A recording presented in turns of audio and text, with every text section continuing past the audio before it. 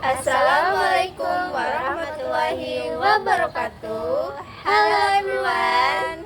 Let me introduce myself. My name is Arini PERTIWIRAMADHANI and my official number is A1M2240005. And I'm SANIANTI with my student number A1M2240027. And I'm WAODE ITIANI with official number A1M2240031. We are from Class A. Okay, so in this video, we are going to explain about assimilation, dissimilation, and their examples. So without any further ado, let's go through each one. First is assimilation. So what is the assimilation means? In phonology, assimilation is a sound change in which some phonemes, typically consonants or vowels, change to become more similar to other nearby sounds. This process is common across languages and can happen within a word or between words. Assimilations have two types. First is progressive assimilation and second is regressive assimilation. Progressive assimilation is when a sound is changed to resemble the previous sound that influenced it.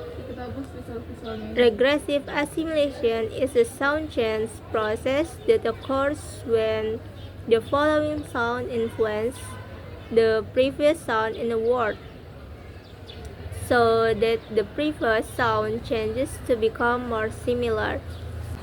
Okay, my friend already explained the definition and type, so I'll focus more on the examples to help you really hear how the sound changes what.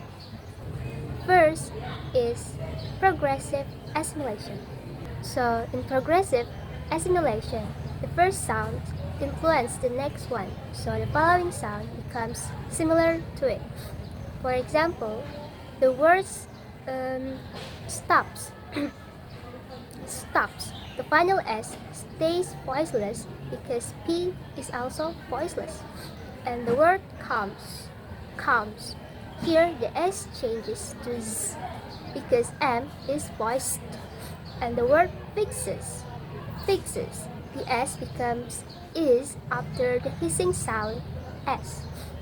So, in progressive assimilation, the last sound adapts to the one before it to make pronunciation easier. Next is regressive assimilation.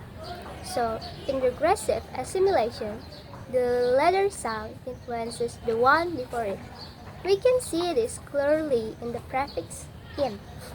Example, in plus possible becomes impossible because N changes to M before the bilabial P. In plus legible becomes illegible because N becomes L. N plus regular becomes irregular because N changes to R. And M plus embrace becomes embrace since N changes to M before bilabial P. In past speech, you can also hear that girl pronounced as that girl, where T slightly changes because of the G sound after it. So, did you confuse about what is prefix in? Prefix in actually has two main meanings. First, it can mean not, used to make negative adjective.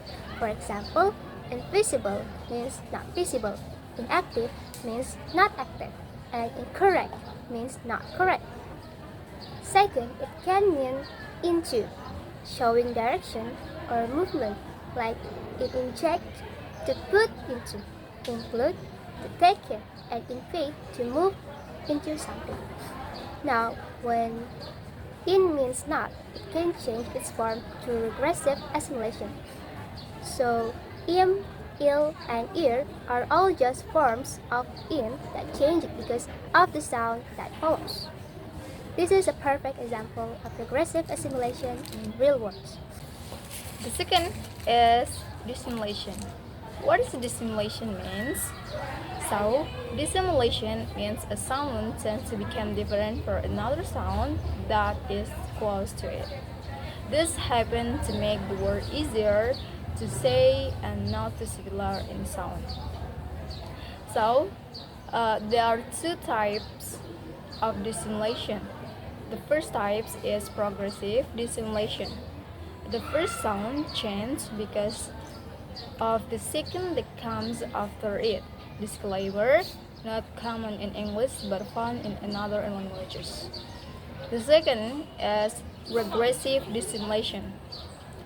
The second sound changes because of the first sound that becomes the first sound that comes before it.